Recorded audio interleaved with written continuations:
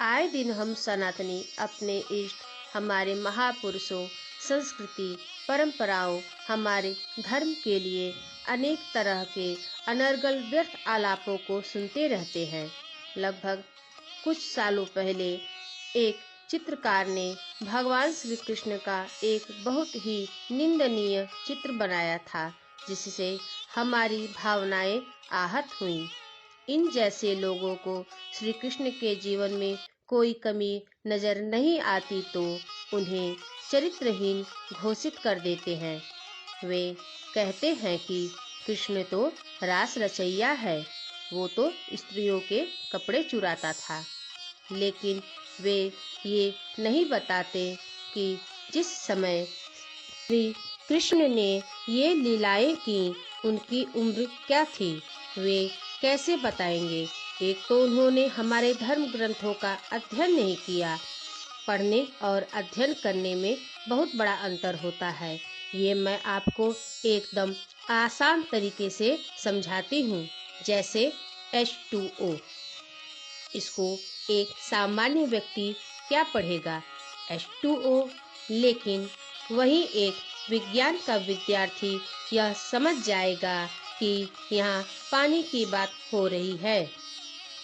और दूसरी बात, अगर वो जानते हैं तो सत्य को ना स्वीकार करने के पीछे उनकी मंशा क्या है, ये सोचने की बात है। और अगर वे स्वीकार कर लेते हैं तो तत्क्षण उनकी वास्तविकता सबके सामने आ जाए। तो आज का मेरा ये वीडियो उन्हीं तथाकथित बुद्धिजीवियों और कुछ ऐसे सनातनी भाइयों के लिए है जो इन लीलाओं के घटने की अवस्था और कारणों को नहीं जानते। श्री तो नहीं हूँ, क्योंकि जो मैंने अपने गुरुओं से सीखा है वही आपसे शेयर करने जा रही हूँ। वैसे ईश्वर की लीलाओं का बखान करने के लिए समुद्र रूपी स्याही और पृथ्वी रूपी कागज भी कम पड़ जाए। तो इन लीलाओं या घटनाओं का विश्लेषण मैं आध्यात्मिक और तार्किक दोनों पहलुओं से करूंगी। पहले तार्किक पहलू। जिस समय वस्त्रहरण की लीला हुई, उस समय श्री कृष्ण और गोपियों की उम्र क्या थी। श्रीमद्भागवत के 22वें अध्याय के 10वें स्कंद में कुमारिका शब्द का वर्णन है। कुमारिका यानी 5 वर्ष से कम उम्र की अवस्था, कौवर्ण यानी 5 से 8 वर्ष की अवस्था, फिर किशोरावस्था और युवावस्था। गोपियों के लिए यहाँ कुमारिका शब्द का उल्लेख है और श्री कृष्ण भी उन्हीं के उम्र के थे। अब इतनी कम उम्र के बच्चे जो 5 वर्ष से भी कम हैं, वे भला कौन सी अश्लील हरकत करेंगे। जब गोपियों ने श्री कृष्ण से उनके कपड़े चुराने का कारण पूछा तो उन्होंने अपनी तोतली जुबान में कहा, मुझे लगा कि वृक्ष से फल गिरे हैं, इसलिए दोबारा इनको पेड़ पर टांग दिया।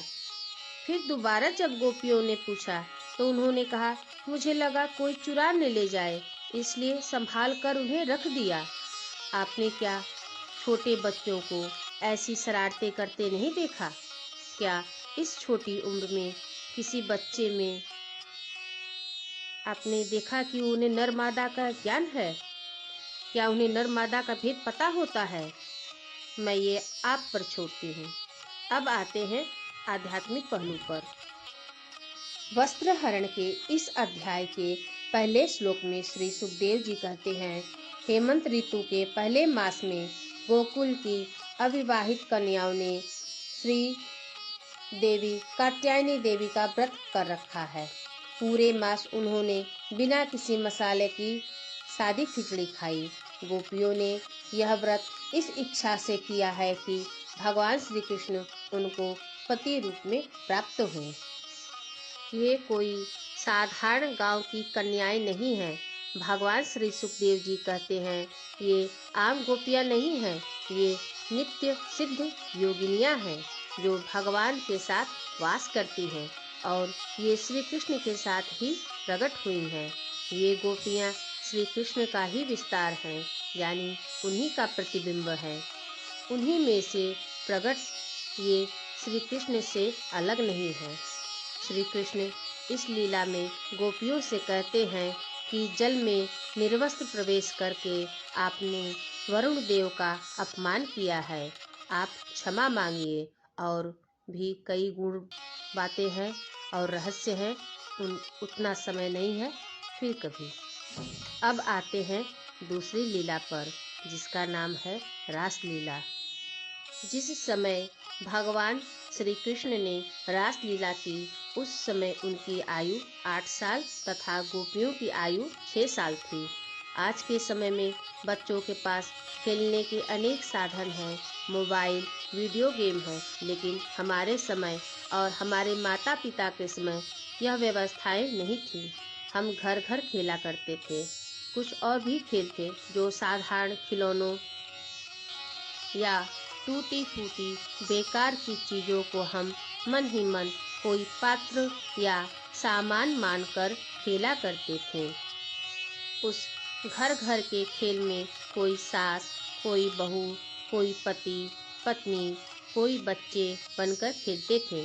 इन बच्चों के खेल का वर्णन हिंदी के एक महान लेखक शिव पूजन सहाय ने माता का आंचल नामक अपने एक संस्मरण में किया है, जिसमें वे अपने बाल्यकाल के खेल खिलौनों, साथियों और अपने साथियों के खेलने के तरीकों का विवरण दिया है। यहाँ पर मेरा यह सब करने का तात्पर्य यह है कि क्या उम्र की उस अवस्था में हम इन रिश्तों के मर्म और गहराइयों के बारे में जानते थे। अब आते हैं आध्यात्मिक पहलू पर। इस भागवत की कथा को कह कौन रहा है? परम बैरागी ब्रह्मचारी श्री सुखदेव जी। और सुन कौन रहा है? राजा परीक्षित, जो मरणासन अवस्था में है।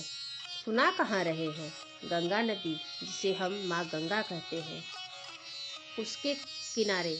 अब सोचने वाली बात है, इसके पहले के अध्यायों में श्री सुखदेव जी वैराग, त्याग और तपस्या की कथाएं सुना रहे हैं, और एकाएक एक रोमांटिक कथा सुनाएंगे।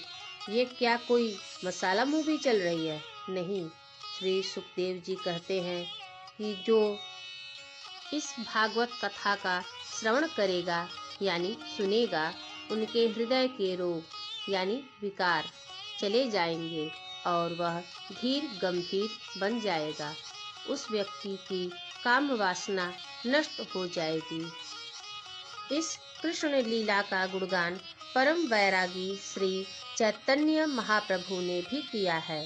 इसके अलावा आदि शंकराचार्य ने भी श्री कृष्णाष्टकम लिखा है और श्री कृष्ण का गुणगान किया। उद्धव, जो एक परम वैरागी थे, उन्होंने भी उनका गुणगान किया। बाकी जो गृहस्थाश्रम में थे, उन्होंने तो किया है। कवि कणभ ने श्री कृष्ण के रासलीला के 4 कारण बताए हैं। पहला, कामदेव का घमंड चूर करने के लिए। वे कामदेव जिनसे परम ब्रह्मचारी नारद हार गए, जिन्होंने भगवान शिव को उनका तीसरा नेत्र खोलने पर विवश कर दिया। उनके बाणों का असर उन 10,000 करोड़ गोपियों और 10,000 करोड़ श्री कृष्ण के स्वरूप में से एक पर भी नहीं हुआ। सब आए, रास में नाचे और घर चल दिए। आज के समय में लड़का लड़की रात भर नाचने के बाद क्या करते हैं, बोलने की जरूरत नहीं। दूसरा, मुरली की क्षमता को टेस्ट करने के लिए। बताइए, है कोई टेक्नोलॉजी कि एक ही स्वर में सबको अलग अलग नाम सुनाई दे, एक ही मुरली की धुन में सबको अपना नाम सुनाई दे? जैसे राधा के लिए राधा आ जाओ, ललिता के लिए ललिता आ जाओ। 10,000 करोड़ गोपियों के लिए एक ही धुन में अलग अलग मैसेज। तीसरा, एक ही समय में 10,000 करोड़ गोपियों का आलिंगन करने के लिए। चौथा, गोपियों ने कात्यायनी देवी का व्रत किया था कि श्री कृष्ण उन्हें पति रूप में प्राप्त हों, इसलिए गोपियों ने यह व्रत किया था। इसका ये मतलब नहीं कि वे युवा थीं। हमारे यहाँ यूपी बिहार में कम उम्र से ही लड़कियां बृहस्पतिवार, हरितालिका तीज व्रत, सावन का सोमवार आदि व्रत करती हैं ताकि उन्हें सुयोग्य वर प्राप्त हो।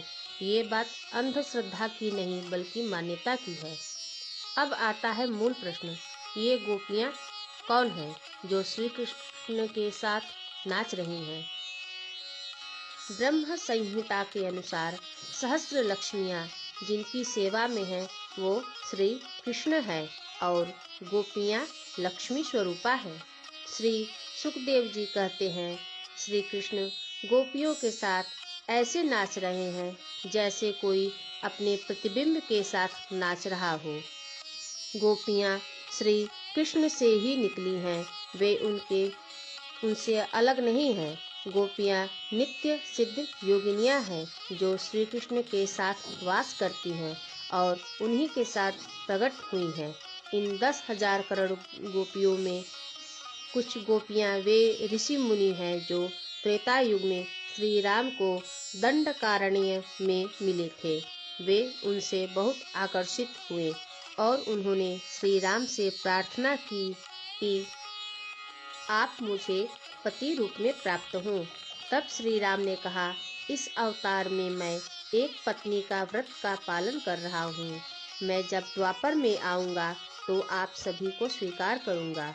इस महारास में वे ऋषि मुनि भी तप द्वारा श्री कृष्ण को प्राप्त करने के लिए गोपियाँ बनकर आए हैं और रास में हिस्सा लेने के लिए बड़े बड़े देवी देवता भी आए, पर किसी को एंट्री नहीं मिली सिवाय भगवान शिव के, जो गोपी बनकर रास में शामिल हुए और गोपेश्वर महादेव के नाम से पूजे जाते हैं।